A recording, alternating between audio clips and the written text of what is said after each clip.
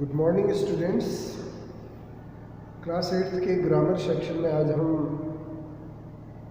Imperative narrations के बारे में पढ़ेंगे। ठीक है, कल हमने पढ़ा था इंटरोगेटिव नरेशन कि उनको डायरेक्ट से इनडायरेक्ट नरेशन में कैसे चेंज करते हैं। आज हम पढ़ेंगे इम्पेरेटिव नरेशंस। ठीक है, तो चलिए शुरू करते हैं। इम्पेरेटिव नरेशंस क्या है?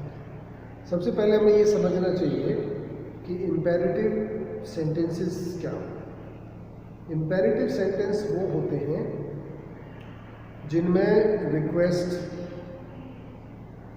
एडवाइस या ऑर्डर दे रखा होता है। इस तरह के वाक्य हो जिनमें कोई सलाह दे रखी हो, कोई प्रार्थना की गई हो या किसी आदेश इत्यादि का वर्णन हो।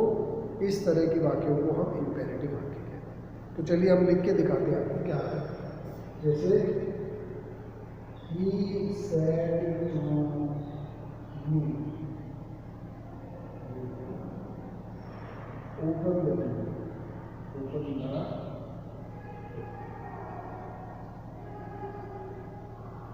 अब देखिए, He said to me, open the door. जब हमने इनके पैसिवाइज बनाए थे तब भी हमने इनको एक्सप्लेन किया था। इम्पेरेटिव सेंटेंस ज़्यादातर इससे शुरू होते हैं, वर्ब की फर्स्ट फॉर्म से शुरू। इनका जो सब्जेक्ट होता है वो यू छुपा हुआ रहता है, उसे हम नहीं लिखते हैं। ठीक है, तो आपको वाक्य में सेड टू को किस में बदलना है?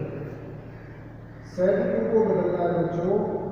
अगर ऑर्डर दे रखा है तो ऑर्डर्ड, ऑर्डर्ड, ठीक है, या कमांडेड,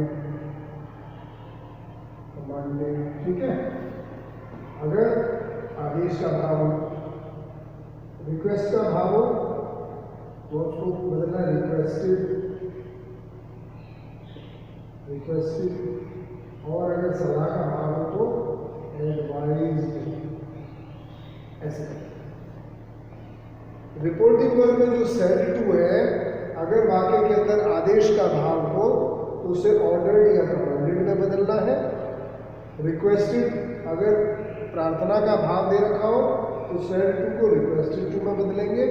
और किसी सलाह इत्यादि का भाव दे रखा हो तो सेड टू को हम किस में बदलेंगे? एडवाइज्ड में बदलेंगे। ठीक है, ये आपको ये चेंजेस तो इसमें यहाँ है। अब आती है रिपोर्टेड स्पीच की बात। तो इसको क्या करना है? देखिए, इसमें हम टू लगाएंगे, यहाँ पर कोमा बोलकर टू लगा देंगे और बाकी को एज इट इज लिख देंगे और ये आपका नरेशन कंप्लीट होगा। जैसे देखो, अभी ये वाला वाक्य है तो हम उसको बनाते हैं he advised me to open the door. ठीक है, ये हो गया इसका, इस वाले का नरेशन इनडायरेक्ट ये होगा। अब बात आती है कि इसमें अभी प्रोनाउन, टेंस वगैरह चेंज का चक्कर ज़्यादा नहीं होता, क्योंकि ज़्यादातर जो वाक्य होते हैं वो प्रेजेंट टेंस में होते हैं, प्रेजेंट टेंस में होते हैं और टू के बाद हमेशा वर्ब की फर्स्ट फॉर्म आती है। तो इस वजह से इसमें ज़्यादा टेंसों को बदलने का तो चक्कर नहीं है, लेकिन कई तरह के वाक्य बनते हैं, उनको समझने की जरूरत है। अब यहाँ पर प्रोनाउन जैसे आप एसर्टिव, अफर्मेटिव सेंटेंसेस में चेंज करते रहे, वैसे ही आपके ये चेंज होंगे प्रोनाउंस। जैसे पहले हम चेंज करते रहे, इंटरोगेटिव में भी हमने चेंज किए, एसर्टिव और अफर्मेटिव में भी चेंज किए, तो इसमें भी प्रोनाउन वैसे ही चेंज होंगे उसी फार्मूले से। ये वाला फार्मूला SON 1 2 3, यही फार्मूला इन पर भी लागू होगा, चाहे वाक्य इम्पेरेटिव हो लेकिन प्रोनाउन वैसे ही चेंज हो। अब आती है दूसरी बात कि प्रोनाउन चेंज के अलावा word showing nearness of time and position. तो जो शब्द निकटता प्रकट करने वाले हैं स्थिति के बारे में और समय के बारे में, उनको भी उसी टेबल के अनुसार हमसे चेंज करते हैं। यानी एसर्टिव सेंटेंसेस में केवल टेंस चेंज नहीं होगा, इम्पेरेटिव में, एसर्टिव में हम तीनों चेंज करते थे, टेंस भी चेंज करते थे, प्रोनाउन भी चेंज करते थे और वर्ड शोइंग नियरनेस, उन शब्दों को भी हम चेंज करते हैं। तो वो भी तीनों यहाँ लागू होंगे, पर चूंकि ये वाक्य ज़्यादातर प्रेजेंट टेंस में होते हैं, ठीक है, तो इसलिए ज़्यादा टेंस चेंज का चक्कर नहीं है। टू लगाकर हम कंजंक्शन टू के तौर पे इन दोनों वाक्यों को जोड़कर इनडायरेक्ट बनाते हैं। तो इस तरह करके हम इन वाक्यों को बनाते हैं। ये सब समझ में आया। अब बात आती है बच्चों कि इसमें तो चेंज करने की जरूरत क्यों नहीं पड़ी, क्योंकि इसमें कोई भी प्रोनाउन दे नहीं। अब प्रोनाउन दे जिसमें दे रखा हो वो देखते हैं। तो उसके लिए हम यहाँ वाक्य लिखते हैं, He said to you,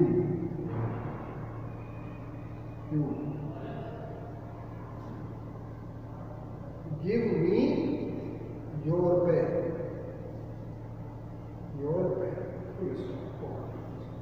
तो हमने वाक्य लिख दिया, He said to you, give me your pen. अब देखिए इसमें मी दे रखा है और योर भी दे रखा है, तो ये दोनों प्रोनाउन दे रखे हैं। इसको चेंज करने के लिए हम क्या करेंगे, ही रिक्वेस्टेड। अब रिक्वेस्ट कर रहा है ना, किसी से कोई चीज मांग रहा है, तो ऐसे थोड़ी देगा भैया लट बजा के मेरे को दे दो, रिक्वेस्ट करके ही बोलेगा तभी वो काम। तो ही रिक्वेस्टेड यू टू के बाद गिव को ऐसे देना। मी जो है वो फर्स्ट पर्सन का प्रोनाउन है, किसके अनुसार बदलेगा, सब्जेक्ट के अनुसार। रिपोर्टिंग वर्ब का सब्जेक्ट है ही, ये थर्ड पर्सन का एक वचन है, तो यहाँ पर मी की जगह मी जो है वो फर्स्ट पर्सन का ऑब्जेक्टिव केस है, और इसके अनुसार बदलेगा तो हमारा ये ही जो है थर्ड पर्सन का एक वचन क्या चाहिए हमको, ऑब्जेक्टिव केस चाहिए। ऑब्जेक्टिव केस क्या होगा, ही का हिम, गिव हिम। योर जो है सेकंड पर्सन का प्रोनाउन है वजह से, और ये बदलेगा रिपोर्टिंग वर्ब के ऑब्जेक्ट के अनुसार। तो ऑब्जेक्ट यू है तो योर का योर बनेगा, फुल स्टॉप। तो इस तरीके से हम इनको बनाते हैं, ठीक है। चलिए अब इसको मैं मिटा देता हूँ और थोड़े और प्रकार के दूसरे प्रकार के जो हैं उनको भी देखते हैं। ये मैं मिटा रहा हूँ, ठीक है, और कुछ वाक्य देखते हैं अलग अलग प्रकार।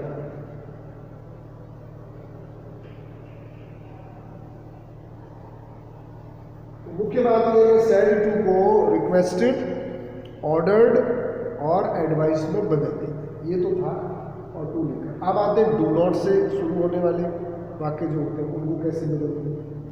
तो यहाँ पर क्या करते हैं, he said to me do not open the door,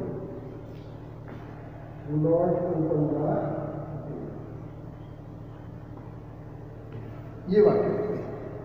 तो इसको बनाने के दो तरीके, डू नॉट वाले वाक्यों को बनाने के दो तरीके होते हैं।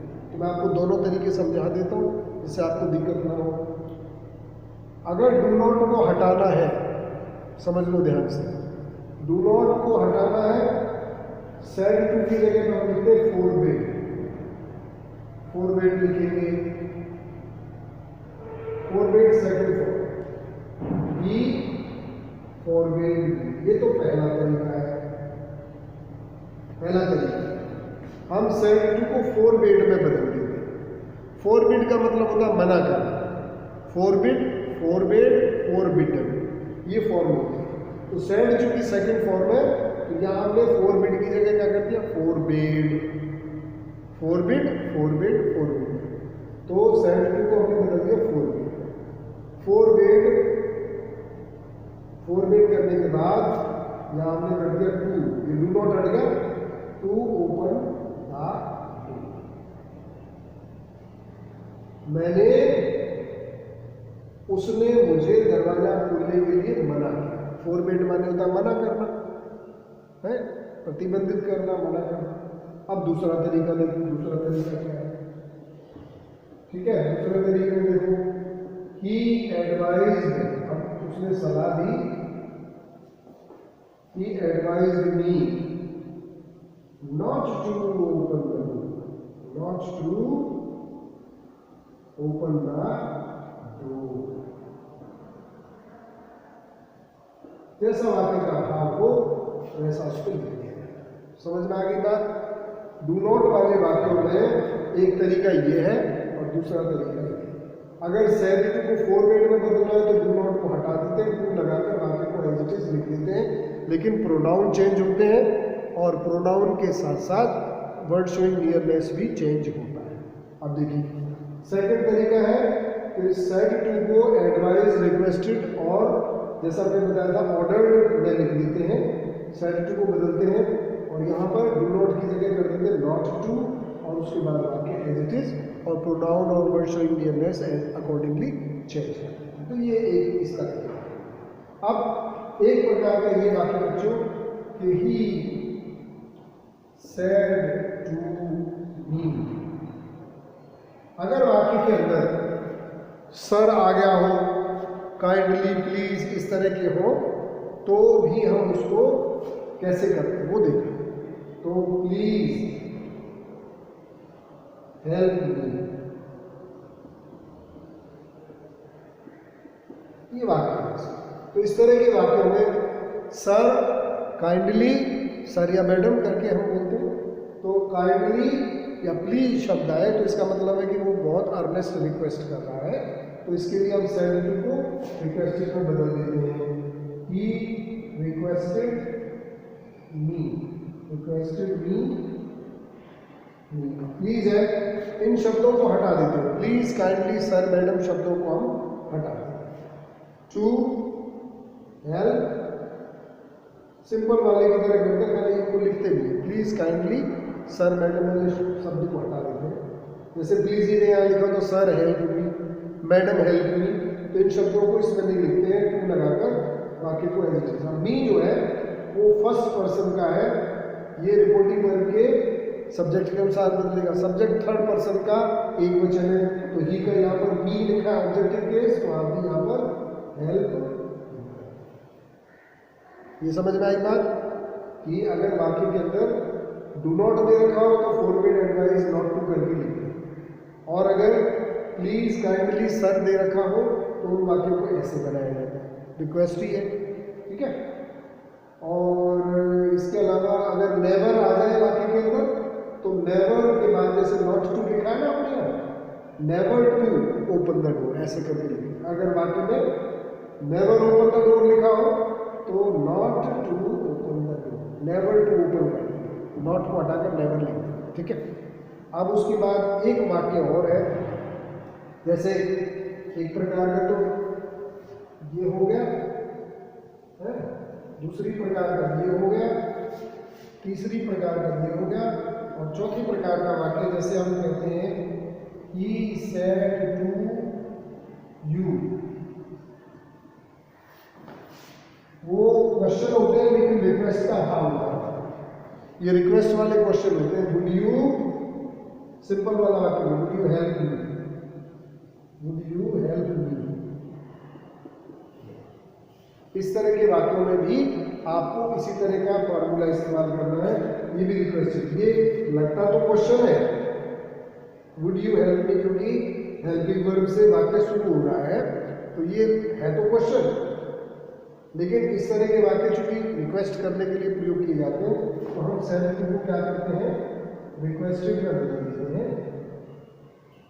सेड को requested you,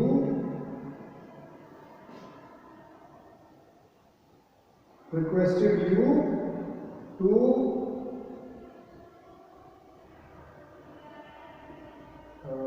we said to you, you है तो you का you रहेगा, या फिर you आएगा to help him। तो भले ही क्वेश्चन है लेकिन हम उसे सिंपल सेंटेंस की तरह यूज करके उसको टू लगाकर इस तरह रिक्वेस्टेड में कर देते हैं उसको फुल स्टॉप। तो ये चार प्रकार के वाक्य होते हैं जिनमें आपको इस तरह के वाक्यों को करना होता है, ठीक है। तो मैं समझता हूँ काफ़ी कुछ एक्सप्लेन कर दिया है। अगर कुछ समझ में नहीं आए तो अगली क्लास जो होगी उसमें आप क्वेश्चन पूछ सकते हैं कि हमको यहाँ से समझ में नहीं आया, आप और हमें समझा दीजिए। तो आशा करता हूँ कि आपको समझ में आ गया होगा। आप वीडियो देखिए, ऑनलाइन क्लास में क्वेश्चन पूछ के हेल्प मांग सकते हैं कि हमको ये समझ में नहीं आ रहा। So thank you so much. Have a great day.